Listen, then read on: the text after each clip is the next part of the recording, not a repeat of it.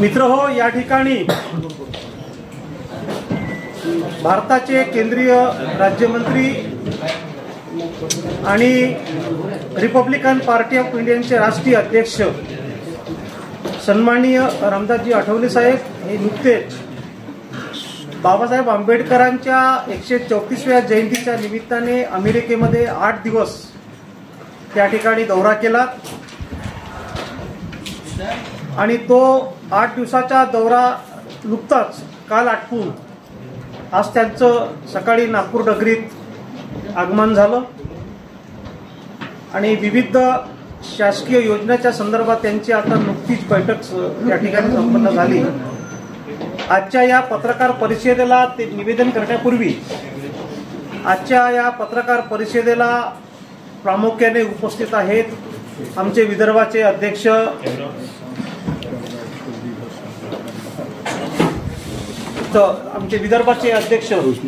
Advocate विजय अगलावे, नागपूर शहराचे अध्यक्ष विनोद थूल, रामदास आठवले मागासवर्गीय कापूस उत्पादन सूतगिरणीचे अध्यक्ष महेंद्र कुमार मानकर, या ठिकाणी आमचे विदर्भाचे नेते बाळासाहेब घरडे, आमचे अमरावतीचे गेल्या 30 वर्षापासून नगरसेवक आहेत आणि महानगरपालिकेसह विविध पदं भूषवलीत असे अमरावती जिल्ह्याचे प्रकाशजी बनसोड, नवनीतजी महाजन, डॉक्टर मनोज मेश्राम, सुधीर नारनवरे, अवचर साहेब आहेत आणि अनेक या ठिकाणी खरं तर आज बाबासाहेब आंबेडकरांच्या जयंतीच्या निमित्तानं जे काही अमेरिकेत दौरा झाला आणि एक नागपुरात मोठा कार्यक्रम घेण्याचं नियोजन चाललेलं आहे, त्या निमित्तानं आज विदर्भाची बैठक आहे। अनेक विदर्भातील आमचे नेते मंडळी त्यांचं आगमन झालेलं आहे। मी आजच्या या पत्रकार परिषदेला श्रद्धेय मंत्री महोदय निवेदन करतील। मी 4-5 दिवस भारतापासून भारत होतो। मी 4-5 दिवस भारतापासून अमेरिकेमध्ये भारत होतो। तिथून मी डायरेक्ट आलेलो आहे नागपूर। नागपूर हे शहर एक ऐतिहासिक शहर आहे आणि महाराष्ट्राची उपराजधानी आहे। आज या ठिकाणी बऱ्याच दिवसानंतर येण्याची संधी मिळाली। पत्रकारांची विरोध करण्याची आपली भूमिका सातत्यानं महाराष्ट्रामध्ये आणि देशामध्ये राहिलेली आहे। एक तर अमेरिकेमध्ये मला युनायटेड नेशनच्या कार्यालयामध्ये बाबासाहेब आंबेडकरांची जयंती साजरी करण्यात आली।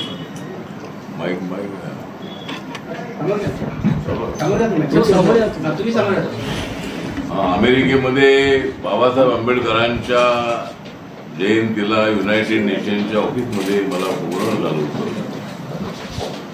आणि परमनंट मिशन ऑफ इंडिया ही एक भारत सरकारची संस्था आहे। संस्था म्हणण्यापेक्षा ते एक डिपार्टमेंट आहे आणि युनायटेड नेशनचं सगळं काम बघणारी ती संस्था आहे। अमेरिकेमध्ये ते ऑफिस आहे आणि त्यांनी हा कार्यक्रम त्या ठिकाणी ठेवला होता 14 एप्रिलचा आणि त्या कार्यक्रमाला मला बोलवलं होतं। त्यानंतर जी इंडियन कौन्सिलेट आहे त्या ठिकाणी मला बोलवलं होतं आणि त्या ठिकाणच्या काही आंबेडकरांनी लोकांनी जयंतीचा समारोह ठेवला होता, त्या ठिकाणी मला बोलवलं होतं आणि पंजाबच्या लोकांचा एक कार्यक्रम होता वैशाखीचा, त्याला मला बोलवलं होतं। त्याप्रमाणे बाबासाहेब आंबेडकरांच्या जयंतीच्या निमित्तानं पहिल्यांदा 14 एप्रिलला प्रत्येक वर्षी मी भारतामध्ये असायचो।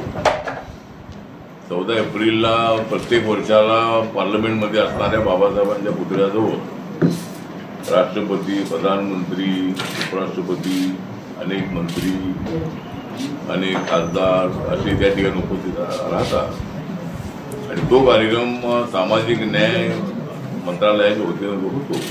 प्रत्येक वर्षाला मी त्या ठिकाणी उपस्थित राहत होतो आणि त्यानंतर मी 14 एप्रिलला मुंबईमध्ये येऊन चैत्यभूमीला मी अभिवादन करत होतो। पण या वेळेला पहिल्यांदाच मी 14 एप्रिलला अमेरिकेमध्ये गेलो आणि अमेरिकेमध्ये ज्या ठिकाणी बाबासाहेब आंबेडकर कोलंबिया विद्यापीठामध्ये शिकण्यासाठी गेले होते 1913ला, त्यावेळेला कोलंबिया विद्यापीठामध्ये लेमन लायब्ररी आहे. त्या ठिकाणी बाबासाहेब आंबेडकर 18 तास अभ्यास करायचे. तर त्या लायब्ररीमध्ये बाबासाहेबांचा पुतळा आहे. त्याच्या वेळेला मी अमेरिकेमध्ये जातो.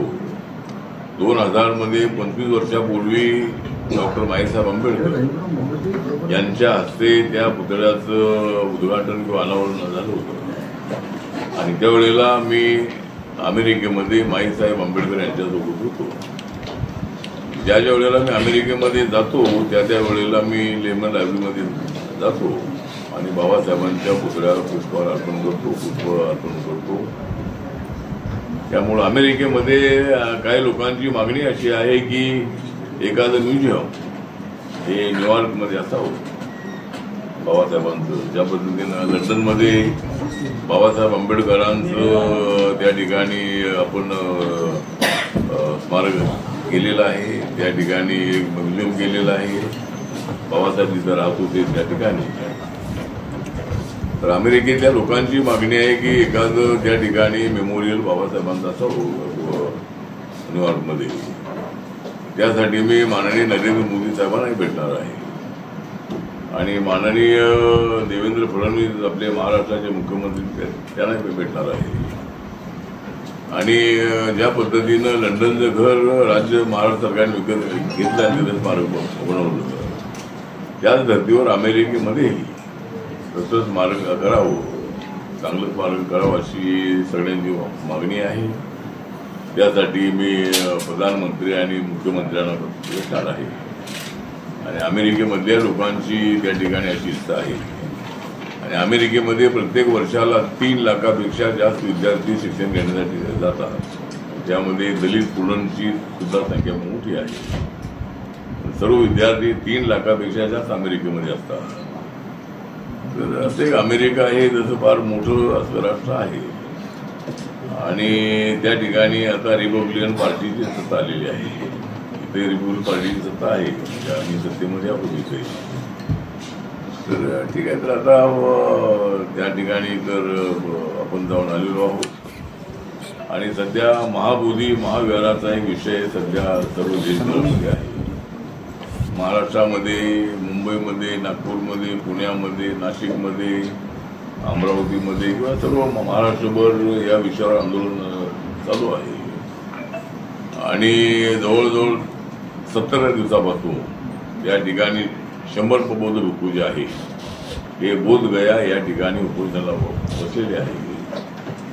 मध्यंतरी मी 3 दिवस त्या ठिकाणी जाऊन आलो आणि माननीय मुख्यमंत्री यांची भेट मी त्या ठिकाणी घेतलेली आहे, नितीन कुमार यांची. त्यानंतर आपले जे राज्यपाल आहेत त्या राज्यपालांशी मी बोललेलो आहे.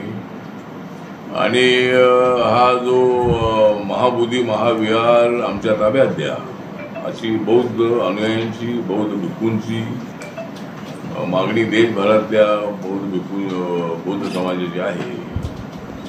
तर त्यामध्ये 1949चा म्हणजे 26 जानेवारी 1950ला घटना लागू झाली. त्याच्या अगोदर जी बिहारची असेंब्ली होती त्या असेंब्लीमध्ये हा कायदा करण्यात आलेला आहे. तो कायदा असा आहे की महाबोधी महाविहार जे आहे ज्या ठिकाणी गौतम बुद्धांना ज्ञानप्राप्ती झाली होती तो बोधिवृक्ष आजही त्या ठिकाणी आहे. त्याच्या बाजूलाच मंदिर बांधण्यात आलेलं आहे. तर मागणी अशी आहे की त्यामध्ये जे ट्रस्ट आहे त्या ट्रस्टमध्ये 4 लोक बुद्धिस्ट, 4 लोक हिंदू आणि कलेक्टर जर हिंदू असतील तर त्याचे चेअरमन अशा पद्धतीचा कायदा आहे. तर त्यामध्ये मागणी अशी आहे की 8चे 8 मेंबर जे आहेत ते बौद्ध असावे. बौद्ध मेंबर जर हिंदू, मुस्लिम, ख्रिश्चन, जैन यांच्या ट्रस्टीमध्ये जर नाही तर मग आमच्या बुद्ध समाजाच्या त्या ट्रस्टमध्ये हिंदू समाजाचे लोक नको. याचा आमचा हिंदू समाजाला विरोध नाही, परंतु ट्रस्ट हा सर्व बौद्धांचाच असावा. आणि कलेक्टर हिंदू असेल, मुस्लिम असेल, जैन असेल, ख्रिश्चन असेल, बुद्धिस्ट असेल, कोणी असेल तो त्याचा चेअरमन अशा पद्धतीची अमेंडमेंट ही त्या कायद्यामध्ये करावी आणि सर्व 8चे 8 मेंबर हे बौद्ध असावे या मागणीसाठी बनते महास्थवीर सुरेश ससाई यांनी 1992 मध्ये आंदोलन सुरू केलं होतं आणि अनेक वेळेला या विषयावर आंदोलन झालेलं आहे. पहिल्यांदाच हे तीव्र स्वरूपाचं आंदोलन देशभरामध्ये होत आहे आणि त्यासाठी आपला प्रयत्न आहे की ते महाबोधी विहार जे आहे ते आपल्या बौद्धांच्या ताब्यामध्ये राहिलं पाहिजे अशा पद्धतीची आपली सूचना आहे, मागणी आहे. दुसरा विषय आहे तो आता ज्या उद्धव ठाकरे आणि राज ठाकरे एकत्र येणार असं चर्चा सुरू आहे. आता ते एकत्र येतील का नाही मला वाटत नाही आहे, पण ते एकत्र यावेत असे अनेक लोकांची इच्छा आहे. म्हणजे ते त्यांनी यायचं असेल तर जरूर एकत्र यावे, एकत्र आले तर कायमच एकत्र राहावे. त्यामुळे त्यांनी एकत्र राहावं आणि जरी उद्धव ठाकरे आणि राज ठाकरे एकत्र आले तर महाविकास आघाडीमधून उद्धव ठाकरेंना बाहेर पडावं लागेल. कारण राज ठाकरे यांना काँग्रेस राष्ट्रवादी आपल्या आघाडीमध्ये घेणार नाही आणि जरी ते एकत्र आले तरी आमच्या महायुतीला काय त्याचा तोटा अजिबात नाही. दोघे भाऊ एकत्र येत असतील तर आम्हाला आनंद आहे. दोघा भावांनी एकत्र राहावं अशी आमची इच्छा आहे. आता ते दोघे एकत्र आलेले आहे, पण प्रकाश आंबेडकरांनी मी कधी एकत्र येणार काय मला माहीत नाही. त्यामुळं प्रकाश आंबेडकर आणि आपण एकत्र आलो पाहिजे. तर ते दोन भाऊ एकत्र येत आहे तर आमच्या RPIच्या सगळ्या भावांनी सुद्धा एकत्र आलं पाहिजे आणि त्यासाठी नक्की भविष्य काळामध्ये मी प्रयत्न करणार आहे. आणि राजकारणामध्ये अशा पद्धतीच्या चर्चा होत असतात आणि चर्चा जरी झाली आहे तरी सध्या मराठीच्या मुद्द्यावर सगळे एकत्र येत आहे. पण हिंदी भाषा जी आहे ती आपण मराठी शाळेमध्ये हिंदी भाषा लागू केलेली आहे. इंग्लिश पण भाषा आहे. त्यामुळं मराठी शिकणाऱ्या विद्यार्थ्यांना हिंदी चांगलं आलं पाहिजे, ही राष्ट्रभाषा आहे. आणि जर त्यांना जगाची कॉम्पिटिशन करायचं असेल, चांगल्या नोकऱ्या मिळवायच्या असतील तर इंग्लिश चांगलं असलं पाहिजे. त्यामुळे इंग्लिशचा विषय त्यामध्ये आहे. तर आता हिंदीचा विषय आल्यानंतर काही लोकांचा विरोध आहे. मला असं वाटतं की राष्ट्रभाषेला विरोध करणं योग्य नाही. तामिळनाडूसारख्या राज्यातून त्याला मोठा विरोध होतो आहे. महाराष्ट्रातून असा विरोध होणं योग्य नाही.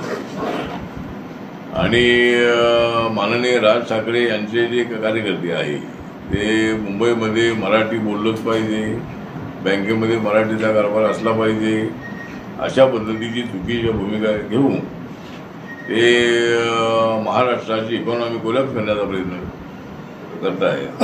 मुंबई ही या देशाची आर्थिक राजधानी आहे. अनेक बँकांची हेड ऑफिसेस ही मुंबईमध्ये आहे आणि त्या सगळ्या बँकांमध्ये मराठीमध्ये कारभार करा हा हास्यास्पद अशा पद्धतीची मागणी आहे. बोर्ड मराठीत लावली पाहिजे ते ठीक आहे. बँकांचा कारभार जो आहे तो सगळा कारभार मराठीमध्ये होणं अशक्य आहे. त्यामुळे त्यांच्या मागणीला आमचा विरोध आहे. आणि मराठी आम्ही सुद्धा मराठीवर आमचं प्रेम आहे. मराठी राजभाषा माननीय नरेंद्र मोदी साहेबांनी त्याला दर्जा दिलेला आहे आणि मराठी तर आमची मायबोली आहेच आहे. पण हिंदीला विरोध करणं हे अत्यंत अयोग्य आहे. त्यामुळं मला असं वाटतं की भारताशी आपलं महाराष्ट्राचं नातं आहे. भारत देशाचे आपलं नातं तोडण्याचा प्रयत्न उद्धव ठाकरे राज ठाकरे यांनी करू नये.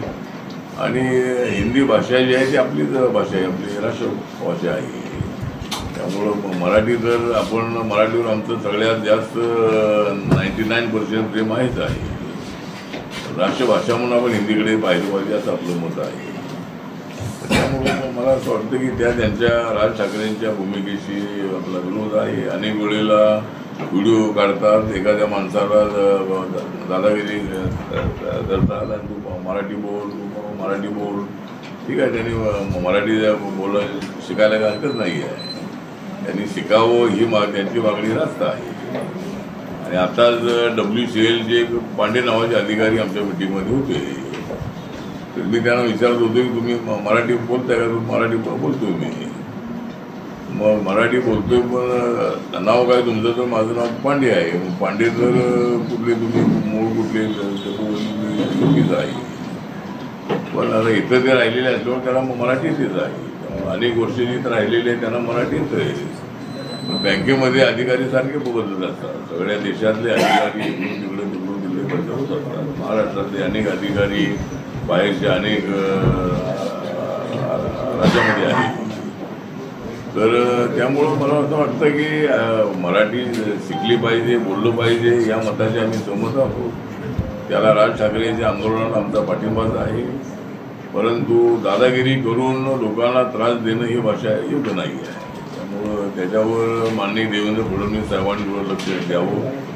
अशी दादागिरी करणाऱ्यांना माफ करता कामा नये. आणि मुंबईमध्ये अशा पद्धतीची फूट पाडणं ही बाब अत्यंत अयोग्य आहे.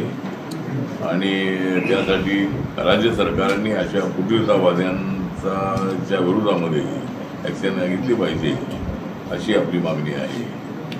आपण आता बैठक घेतली. त्या बैठकीमध्ये आपल्याला या ठिकाणी महानगरपालिकेमध्ये व्याकुळाच्या संबंधामध्ये माहिती घेतली मी. त्यामध्ये ती माहिती मिळाली की 17,981 मंजूर पदं आहे. त्यामधली 9,467 पदं भरलेली आहे. आणि बॅकलॉग जो आहे तो शेड्यूल कास्टचा 199 आहे, STचा 63 आहे आणि OBCचा 296 आहे. तर हा एकदम कमी आहे असं आपण त्यांना सांगितलेलं आहे. त्यामुळं या तिन्हीचा बॅकलॉग आणि दिव्यांग जनाचा बॅकलॉग जो आहे पूर्ण भरला पाहिजे. एक गोष्ट नागपूर महानगरपालिकेमध्ये चांगली आहे की इथं 6,893 हे टोटल सफाई मजूर आहे. ते परमनंट आहे. नाही 6,893 टोटल सफाई मजूर आहे.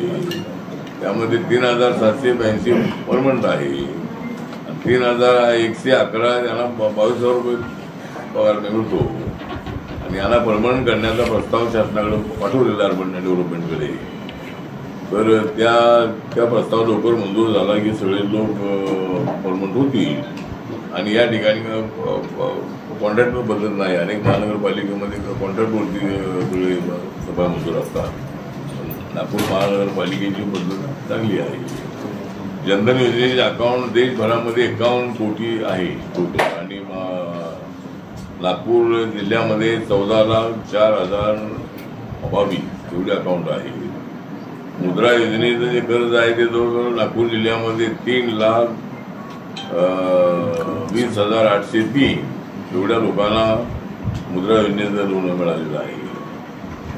उज्ज्वला योजना आहे गॅस सिलेंडरची 1 लाख मुद्रा योजनेचे देशामध्ये 56 करोड लोकांना त्याचा लोन मिळालेला आहे. परंतु याच्यामध्ये मी सांगितले 3,20,803 एवढ्या नागपूर जिल्ह्यामध्ये लोकांना मिळालेलं आहे. आणि आपले माईक आवाजच नाही येत आहे. आवाज येत नाही का? माईक नाम आहे मी. तर आपल्याला सांगत होतो की जनधन योजनेचे अकाउंट हे देशामध्ये 51 कोटीपेक्षा जास्त उघडण्यात आलेले आहे. आणि या बैठकीमध्ये माहिती मिळाली नागपूरची त्यामध्ये 14,04,022 एवढे अकाउंट उघडण्यात आलेले आहे. मुद्रा योजना आहे त्या मुद्रा योजनेचं गेल्या 10 वर्षामध्ये जवळजवळ 56 कोटी लोकांना कर्ज मिळालेलं आहे. 50,000 पासून 5,10,000 लाखापर्यंत. आणि आता माननीय प्रधानमंत्र्यांनी जाहीर केलेलं आहे की या योजनेमध्ये 20 लाखापर्यंत लोन मिळेल. तर हे मुद्रा योजनेचं 56 कोटी लोकांना देशात लोन मिळालेलं आहे. आणि नागपूर जिल्ह्यामध्ये 3,20,803 एवढ्या लोकांना लोन मिळालेलं आहे. उज्ज्वला योजना जी गॅस सिलेंडरची आहे त्याच्यामध्ये 11 कोटीपर्यंत लोकांना देशामध्ये लोन मिळाले आपलं गॅस सिलेंडर मिळालेलं आहे फ्रीमध्ये. आणि नागपूर जिल्ह्यामध्ये 1,21,809 एवढ्या लोकांना तो गॅस सिलेंडर मिळालेला आहे. त्यानंतर आपली जी आवास योजना आहे त्या आवास योजनेमध्ये जवळजवळ 54,000 लोकांना या आवास योजनेच्या संबंधात लोन मिळालेलं आहे आणि ते घरांचं काम सुरू आहे. त्यानंतर आपल्या नागपूर डिव्हिजनमध्ये माहिती घेतली मी स्कॉलरशिपची, त्या जवळजवळ 66,125 एवढे विद्यार्थी आपले सगळ्या डिव्हिजनमध्ये आहे पोस्ट मॅट्रिकचे. आणि पोस्ट मॅट्रिकचे नागपूर जिल्ह्यामध्ये 39,438 एवढे शेड्यूल कास्टचे विद्यार्थी आहे. ॲट्रॉसिटी ॲक्टचा आपण आढावा घेतला आणि ॲट्रॉसिटी ॲक्ट 1989 हा जो कायदा पार्लमेंटने पास केला होता, तर त्यानंतर जवळजवळ 1989 ते 2025 या काळामध्ये जवळजवळ 36 वर्षाच्या काळामध्ये 8,432 एवढ्या केसेस या नागपूर डिव्हिजनमध्ये झालेल्या आहेत. आणि त्याच्यामधल्या 1992 ज्या आहेत त्या केसेस पेंडिंग आहे.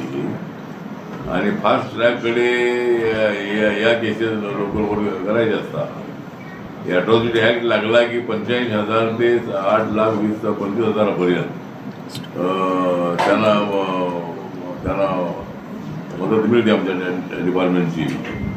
आणि मर्डर झाला असेल तर 8,20,000 रुपये. आणि एका कुटुंबातल्या एका व्यक्तीला मुलाला नोकरी अशा पद्धतीचा नियम आहे. त्यामुळं आतापर्यंत काही लोकांना नोकरी मिळालेली आहे.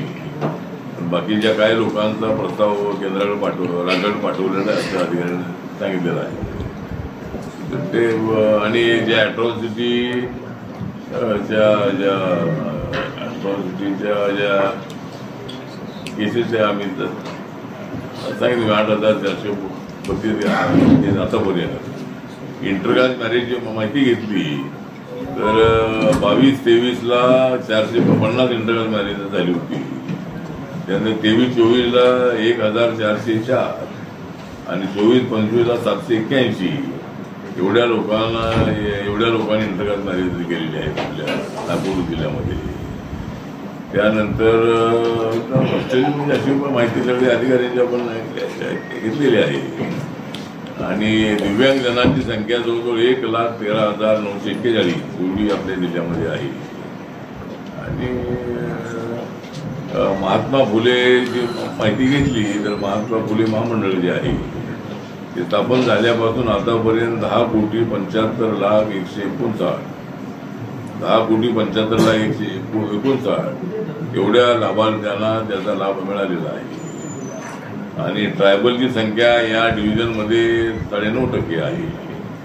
आणि ट्रायबलसाठी जो 76 आश्रमशाळा आहे सरकारी, आणि त्या सरकारी आश्रमशाळेमध्ये 22,200 विद्यार्थी आहे. आणि NGOच्या आश्रमशाळा जवळजवळ 131 आहे. त्या ठिकाणी जवळजवळ 43,167 विद्यार्थी आहेत. आणि या डिव्हिजनमध्ये हॉस्टेल जे आहेत 121 आहेत म्हणजे आदिवासींची. आणि असे एकलव्यचे 10 शाळा आहेत. नामांकन स्कूल जवळजवळ 6 आहे. तर अशी माहिती आजच्या बैठकीत आपण घेतलेली आहे. आणि अधिकाऱ्यांनाही आपण इन्स्ट्रक्शन दिलेलं आहे की जे आपले शासनाचे नियम आहे, शासनाने दिलेले आदेश आहे त्याचं अंमलबजावणी करण्याची जबाबदारी आपल्यावर आहे. आणि त्या पद्धतीने अनेक डिपार्टमेंटचे अधिकारी या ठिकाणी आले होते आणि त्यांच्यासोबत आमची चर्चा झालेली आहे. त्यामुळं या महाविहारासाठी रिपब्लिकन पक्षाने सर्व राज्यामध्ये आंदोलन केलेलं आहे. आणि आमची मागणी ही आहे. आणि लवकरच मी माननीय प्रधानमंत्री आणि प्रधानमंत्र्यांना भेटणार आहे. नितीन कुमार यांना भेटून आलेलो आहे. आठवले साहेब, महामोदी महाविहाराच्या मुक्तीसाठी सतत तुम्ही प्रयत्न करीत आहेत. मुख्यमंत्री बिहारचे आणि राज्यपालांना सुद्धा भेटलेले आहेत. कायदेशीर आणि प्रशासकीय अडथळे याच्यामध्ये निर्माण होत आहेत. प्रधानमंत्री नरेंद्र मोदी साहेबांना या संदर्भात तुम्ही भेटले काय आणि हा मुद्दा तुम्ही लावूनच धरणार आहे का? आता यावेळेस महाबोधी वाहन व्यवहार मुक्त होणार आहे. याला जोडून माझ्या उत्तर देऊ द्या. मुद्दा लावून धरलाय म्हणजे मी एकदा मुद्दा घेतलाय तो लावूनच धरतो. मी तो मुद्दा एकदा सोडत नाही आहे. आपल्याला माहित आहे की नामांतराचा जो मुद्दा होता तो मुद्दा 17 वर्षापर्यंत आम्ही लढलेलो आहोत. त्यामुळे हा जो मुद्दा आहे तो त्यामध्ये एवढंच म्हणणं आहे की हे इतर धर्मियांच्या ट्रस्टमध्ये जर आमचा बौद्ध प्रतिनिधी नसतो तर बौद्ध समाजाच्या बुद्ध विहारामध्ये इतर ट्रस्टी असू नये एवढंच आमचं म्हणणं आहे. पॉलिटिकली आमचा हिंदू समाजाला विरोध नाही, पण म्हणून ही मागणी आहे. आपण ही मागणी लावून धरणार आहोत. माननीय प्रधानमंत्र्यांना काही मी या विषयावर अजून बोललो नाही, पण त्यांची वेळ घेऊन त्यांना मी भेटणार आहे आणि आमच्या बौद्ध समाजाच्या भावना त्यांच्या कानावर घालणार आहोत. तसा हा विषय प्रधानमंत्र्यांच्या अखत्यारीचा नाही, हा विषय राज्याचा आहे, आपल्या बिहार राज्याचा आहे. पण तरी सुद्धा प्रधानमंत्री यांनी जर नितीश कुमार यांना सांगितलं तर विधिमंडळामध्ये कायदा होऊ शकतो. त्यामुळे तिथं भाजप आणि जेडीयूचं सरकार आहे, त्यामुळे नक्की मी त्यासाठी प्रयत्न करेन. आठवले साहेब, 12 मेला 12 लाखच्या जवळपास जे बौद्ध अनुयायी आहेत ते बौद्ध घ्यायला जात आहेत. त्यामध्ये प्राध्यापक जोगेंद्र कवाडे जे लॉंग मार्चचे प्रणेता आहेत ते महाबोधी महाविहार मुक्त व्हावं यासाठी गया टू पटना असे ते लॉंग मार्च काढत आहेत आणि तिथे बौद्ध बांधव सर्वस्वी समाविष्ट आहे. तर तुम्ही त्यांना साथ द्याल का या लॉंग मार्चला? कारण तुम्ही मराठवाडा विद्यापीठाला डॉक्टर बाबासाहेब आंबेडकरांचं नाव मिळावं यासाठी तुम्ही त्या लॉंग मार्च मध्ये होते, म्हणून तुम्हाला प्रश्न आहे तो. प्राध्यापक जोगेंद्र कवाडे आमचे बौद्ध नेते आहे, रिपब्लिकन नेते आहे आणि त्यांनी नामांतरासाठी सुद्धा लॉंग मार्च काढलेला होता. नामांतर लढा यशस्वी होण्यामध्ये लॉंग मार्चचाही महत्वाचा वाटा आहे. आम्ही सर्वजण देशमध्ये गेलो होतो, आम्ही अनेक वर्ष आंदोलन केलेलं आहे आणि नामांतर आंदोलनामध्ये जोगेंद्र कवाडे यांचाही मोठा सहभाग होता.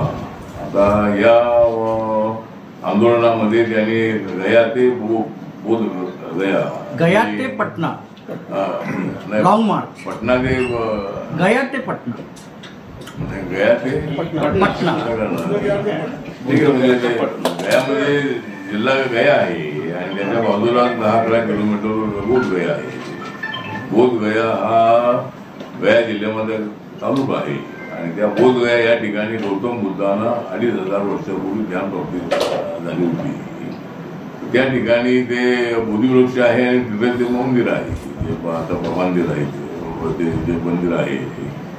तर प्राध्यापक जोगेंद्र कवाडे जर गया ते बोध गया ते पटना किंवा बोध गया असेल, गया म्हणजे बोध गया ते पटना आता लॉंग मार्च ते काढत असतील तर माझ्या पक्षाचा त्याला पूर्णपणे पाठिंबा आहे आणि माझ्या पक्षाचे लोक त्यामध्ये सामील होतील.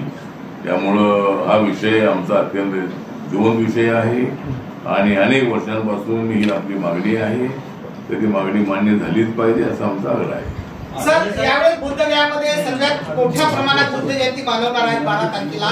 संपूर्ण विश्वातून पूर्ण इंडियामधून तिथे 20 लाखाच्या जवळपास जनसमुदाय येणार आहे. तर त्याची सरकारने काय योजना केलेली आहे आणि काय सपोर्ट करणार आहे तिथल्या बौद्ध बांधवांना? आणि बरेचसे समाजातील लोक पण तिथे त्यावेळी बुद्ध जयंती बनवायला येणार आहे. तर आपलं सरकार काय करणार आहे त्यासाठी? सरकार काय करणार? सरकार सांगेल.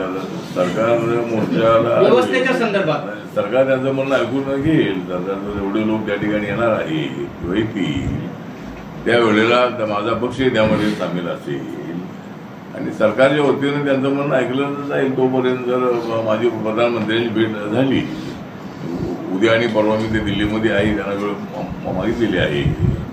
माझी भेट या आठवड्याभरामध्ये झाली तर त्यांच्याशी मी बोलणार आहे आणि सरकारने एवढे बौद्ध बांधवांच्या भावना लक्षामध्ये घेऊन निर्णय घ्यावा सरकारने, अशी आमची मागणी आहे. आठवले साहेब, आपण म्हणालात की अॅट्रॉसिटीचा 1992 केसेस पेंडिंग आहेत. ते गृह विभागाचं फेल्युअर नाही का? नाही, गृह खात्यात नाही. ते एवढ्या 35 वर्षामधल्या या सगळ्या विदर्भातल्या केसेस आहेत. म्हणजे फेल्युअर नाही आहे ग्रह खातं, म्हणजे जर ते त्याचा तपास करत नाही, त्याला शेवटपर्यंत देत नाही, हे ग्रह खात्याचं फेल्युअर नाही आहे.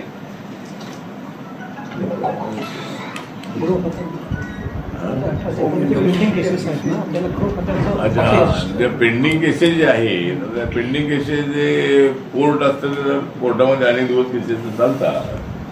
अधिकाऱ्यांना मी तशा सूचना दिलेल्या आहेत की शेड्यूल कास्ट, शेड्यूल ट्रायबवर झालेल्या अत्याचारांच्या केसेस फास्ट टाइम कोर्टामध्ये चालल्या पाहिजे आणि 1-1.5 वर्षामध्ये 2 वर्षाच्या आतमध्ये त्याचा निकाल लागला पाहिजे. अशा 8,000 मधले त्यांनी मला आकडे दिले की ते 1,1100 केसेस तेवढ्या केसेस अद्याप पेंडिंग आहे. तेवढ्या पेंडिंग राहणं योग्य नाही. आता कोर्टामध्ये आपण कोर्टाला काय बोलू शकत नाही. कोर्टाने लवकरात लवकर, आमची सूचना अशी आहे की लवकरात लवकर केसेसचे निकाल लागण्यासाठी काही नवीन पद्धती आणली पाहिजे.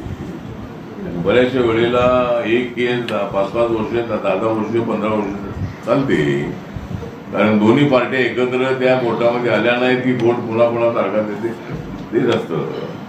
त्यामुळं जर ती पार्टी दुसरी येतच नसेल तर कोर्टाने लवकर निकाल देणं त्यांना आवश्यक आहे.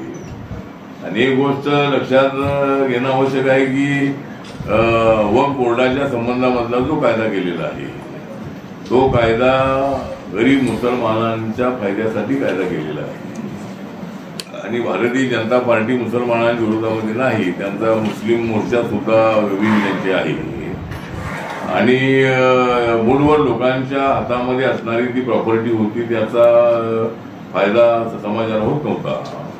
म्हणून वक्फ बोर्डाचा जमिनीचा किंवा प्रॉपर्टीचा फायदा सर्व मुसलमानांना व्हावा यासाठी हे बिल आणलेलं आहे. हे बिल हे कोणाच्या विरोधामध्ये नाही आणि शेवटी सुप्रीम कोर्टापेक्षा पार्लमेंट सुप्रीम आहे.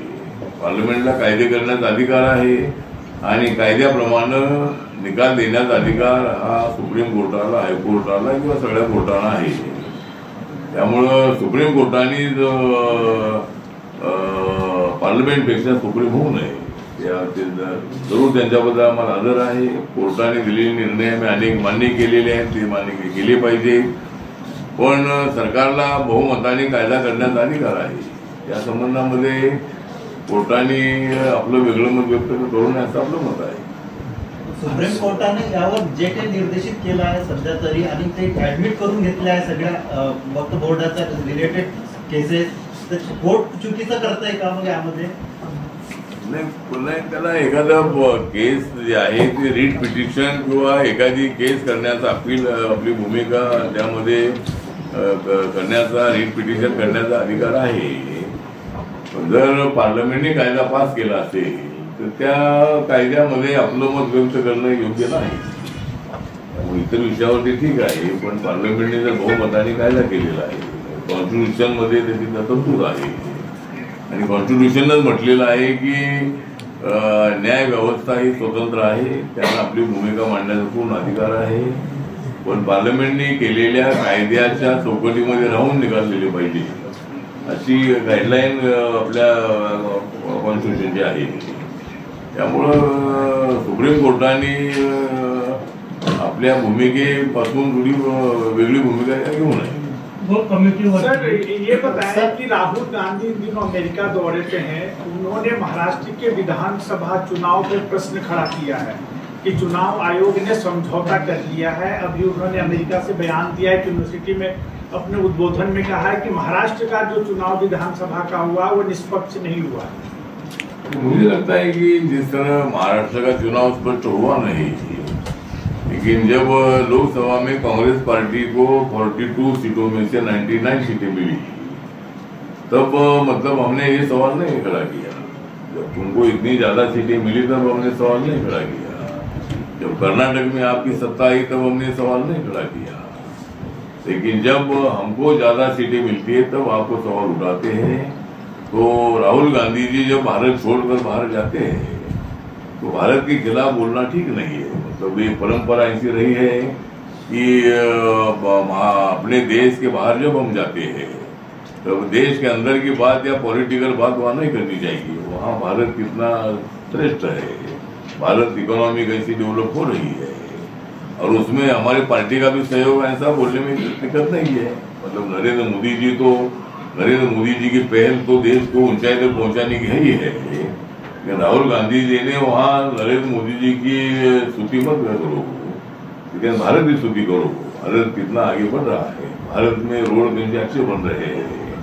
अभी मैं बांद्रा में रहता हूँ, और बांद्रा से अगर मंत्रालय मुझे जाना है तो पहले 1-1 घंटा लगता था, अभी वहाँ टनल बन गए हैं, 15 मिनट में मैं वहाँ पहुँचता हूँ।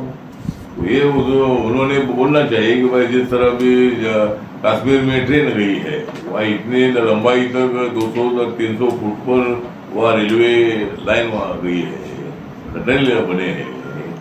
ये राहुल गांधी जी ने, वो मोदी जी का नाम मत लीजिए, लेकिन हमारे देश में इतनी प्रगति हो रही है। अमेरिका से भी ज्यादा हमारे रोड अच्छे हैं। अभी मैं अमेरिका में था, अमेरिका में तो रोड अच्छे है ही है, लेकिन भारत में भी बहुत अच्छे जो समृद्धि मार्ग है, या मुंबई दिल्ली का मार्ग है, अनेक नेशनल हाईवे है। नितिन गडकरी जी के नेतृत्व में बहुत सारा रोड बहुत अच्छा बन रहे हैं। तो ये राहुल गांधी ने वहां जाकर बोलना चाहिए, लेकिन राहुल गांधी जी टीका टिप्पणी करने का काम करते रहते हैं। मैं अमेरिका में जाकर मैंने तो देश की स्तुति की है, देश हमारा कैसे आगे बढ़ रहा है हमने बताया है। राहुल गांधी को बाहर जाकर बोलने की आदत है, तो उसके लिए हम कुछ नहीं कर सकते। सर, अभी उपराष्ट्रपति जी के बयान के बाद कार्यपालिका और न्यायपालिका में भी नई बहस चली शुरू हो गई है। उपराष्ट्रपति के साथ साथ बीजेपी के कुछ सांसदों ने भी उसमें आपत्ति दर्ज कराई है कि सुप्रीम कोर्ट कैसे जजमेंट दे सकता है कार्य पद्धतियों को लेकर। इस संबंध में क्या कहेंगे? मुझे लगता है कि जो दुबे जी हमारे संसद सदस्य हैं, उन्होंने कुछ बयान बीच में दिया था, और कोर्ट के कारण दंगे फसाद हो सकते हैं, इसी तरह का कुछ बयान उन्होंने दिया था। तो बयान से हम सहमत नहीं है, ऐसा जेपी नड्डा साहब ने, बीजेपी के अध्यक्ष ने अपना भूमिका रखी है, और हम भी मतलब दुबे जी के स्टेटमेंट से सहमत नहीं है। हम कोर्ट का आदर करते हैं, लेकिन जिस तरह उपराष्ट्रपति जी ने अपनी भूमिका बताई है कि उसमें जो कानून बना है उसमें कोर्ट को कमेंट नहीं करनी चाहिए, इसी तरह की भूमिका उपराष्ट्रपति जी ने रखी है। वो राज्यसभा के चेयरमैन है, और हमने रात को 2-3 बजे तक हमने वो जो कानून था वक्फ बोर्ड का, वो पास करने के लिए रात के 2:30-3 बज गए थे राज्यसभा में, लोकसभा में भी 2-3 बज गए थे। तो सभी पार्टी के सांसद रात भर जागते जागते इस पर अपनी भूमिका उन्होंने रखी है। इसीलिए उपराष्ट्रपति जी ने खाली इतना ही बताया था कि भाई जो पार्लियामेंट को कानून बनाने का अधिकार है, पर टिप्पणी करना ठीक नहीं है, तो उन्होंने बोला था। आठवले जी, त्याला धरून माझा एक प्रश्न आहे।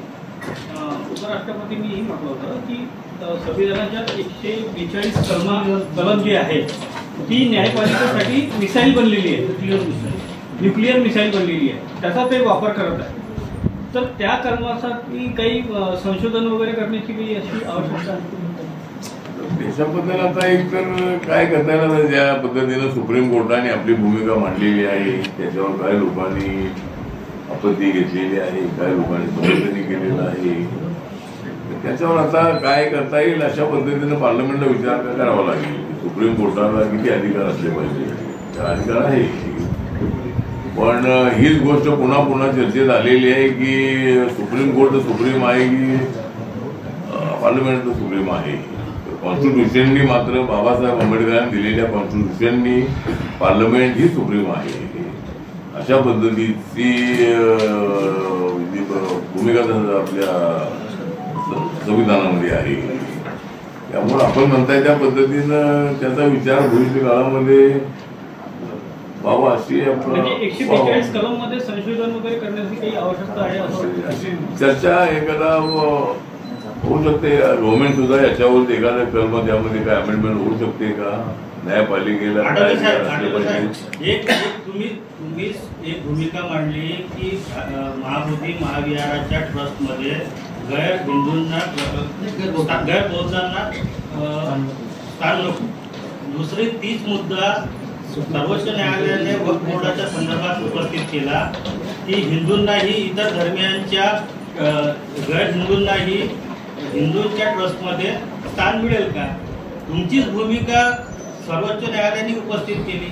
असे असतानाही तुम्ही म्हणता की सर्वोच्च न्यायालयाने आपली मर्यादा पाळावी. हा जो महाबोधी महाविहाराचा विषय वेगळा आहे, हा विषय वेगळा आहे.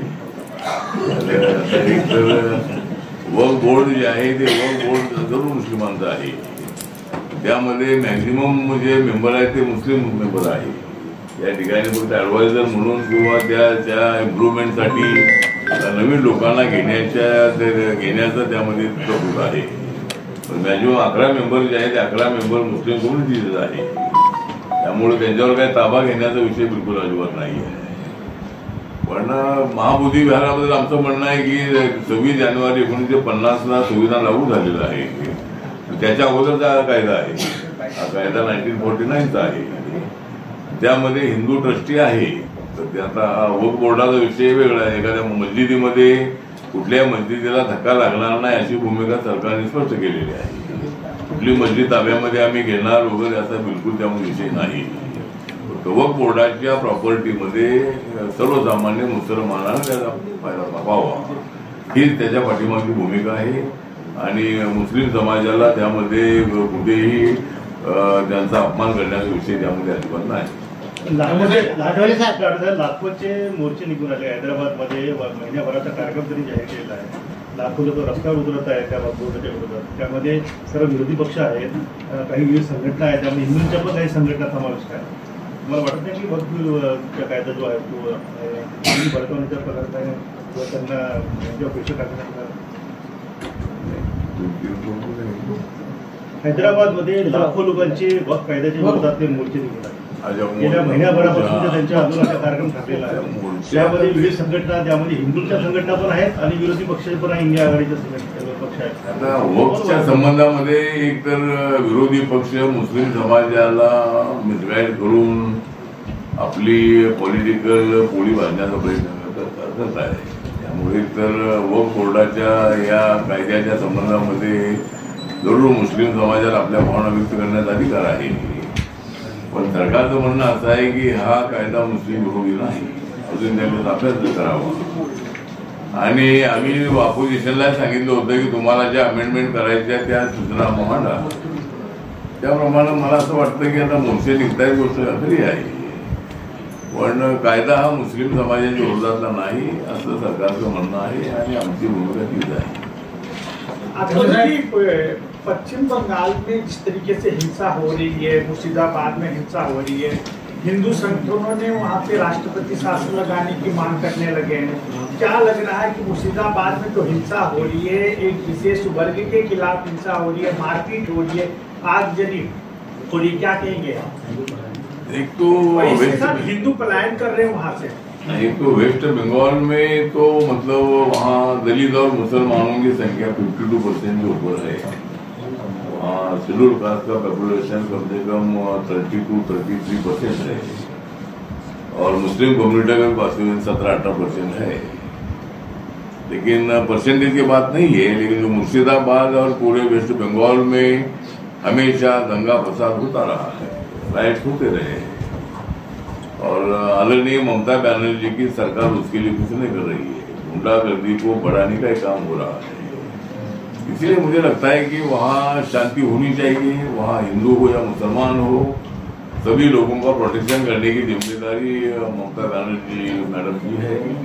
उन्होंने ऐसे मेंटेलिटी को मतलब सबक सिखाना चाहिए और जो बार बार वहाँ वेस्ट बंगाल में लॉ एंड ऑर्डर की स्थिति निर्माण होती है उसके तरफ ध्यान देना चाहिए. और अभी बहुत ही जल्द वहाँ चुनाव आ रहा है और वो चुनाव ममता बनर्जी हारने वाली है. वो मेरी पार्टी वेस्ट बंगाल में काम करती है और मेरी पार्टी वहाँ एक भी सीट ना खड़ी करके मेरी पार्टी बीजेपी का समर्थन करने वाली है. और 5 साल पहले ही मतलब वहाँ बीजेपी सत्ता में आने वाली थी, एनडीए सत्ता में आने वाली थी, लेकिन वहाँ कांग्रेस और कम्युनिस्ट पार्टी को बिल्कुल वोट मिला नहीं. पूरा वोट गया ममता दीदी के पास. और इसीलिए बीजेपी के सीटें कम से कम 97 सीटें 1000, 2000, 3000 से हारी थी। इस वक्त हमें वेस्ट बंगाल में नरेंद्र मोदी जी के नेतृत्व में हमें सरकार वहां लानी है और ये सब स्थिति देखकर लोग इस वक्त बीजेपी को सत्ता में बिठाएंगे। उसी तरह बिहार में भी जो चुनाव आ रहा है तो बिहार के चुनाव में भी वहाँ एनडीए सत्ता में आएगी, ऐसा पूरा विश्वास है। क्योंकि अभी जो भी लोकसभा के बाद चुनाव हुए हैं, हरियाणा का हुआ, दिल्ली का हुआ, महाराष्ट्र का हुआ, सभी चुनाव हमारी एनडीए जीती है और ये 2 राज्यों में भी हमारी हम जीतेगा, ऐसा हमको पूरा विश्वास है। तुम्ही काश्मीरमध्ये मागच्या निवडणुकीत काश्मीरमध्ये तुम्ही 4 जागा लढवल्या होत्या, विधानसभेच्या 4 जागा लढवल्या होत्या काश्मीरमध्ये. आता मग तुम्ही बिहार जे आपल्या भागात आहे आपल्या, तुम्ही तिथे जागा का नाही लढवत? विधानसभेच्या निवडणुका का नाही लढवत? काश्मीरमध्ये 4 जागा लढवल्या. काश्मीरमध्ये 4 जागा लढवल्या लढवल्या पण त्या पडल्या आमच्या जागा, 4 जागा पडल्या आणि सर्व राज्यामध्ये आमचा RBI आहे. पण आता सध्या आम्हाला दोन्ही ठिकाणी सरकार आणायचं आहे आणि 1000, 2000, 4000 मतं घेऊन काही त्याचा आमचा माणूस निवडून येणार नाही आहे. त्यामुळं एकतर समंजसपणाची भूमिका म्हणून आपण त्या दोन्ही राज्यामध्ये आपण याला पाठिंबा देणार आहोत. पण आता आपला पक्ष नागालँडमध्ये आमच्या पक्षाचे 2 आमदार आहेत. आम्ही 8 जागा लढलो होतो, त्यामध्ये 4 जागा सेकंडला होत्या, 2 जागा थर्डला होत्या आणि या वेळेला आमच्या नागालँडमध्ये आम्ही मॅक्झिमम जागा लढू. त्या ठिकाणी सरकारमध्ये सुद्धा आमची भागीदारी होऊ शकते, अशी ताकद आमची नागालँडमध्ये आहे. आणि मणिपूरमध्ये माझ्या पक्षाच्या कॅन्डिडेटला 1.5 लाख मतं लोकसभेला मिळाली आणि त्या ठिकाणी गन्ना किसानी सिंहवाल आम्हाला मिळालेला आहे तिथं आणि नागालँडमध्ये. तर मणिपूरमध्ये सुद्धा अशी परिस्थिती आहे की तिथला जो ट्रायबल समाज आहे तो मोठ्या प्रमाणात RBI मध्ये आहे. तर आता आपलं म्हणणं आहे की आम्ही जागा उभ्या केल्या पाहिजेत, पण आता उभ्या करून निवडून येणार नाही म्हणून तिथं आम्ही जागा उभ्या करणार नाही. आठवले साहेब, माझा एक शेवटचा एक प्रश्न आहे. आठवले साहेब, माझा एक प्रश्न आहे. माननीय भूषण गवई साहेब हे आता सर्वोच्च न्यायालयाचे मुख्य न्यायाधीश म्हणून घोषित झालेले आहेत.